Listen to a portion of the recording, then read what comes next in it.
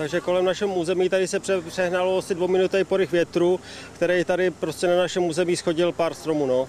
Je to tady topolová alej a ty topoly jsou už velký a starý, takže už to nevydrželi, ten nápor větru. Padaly stromy, jeden měl metr asi v průměru, takže ten byl přes celou vozovku a museli jsme ho odřezat a ještě stahovat navijákem. 3 stromy se ořezávaly na vozovce a jeden strom, 2 větve se ořezávaly z plošiny.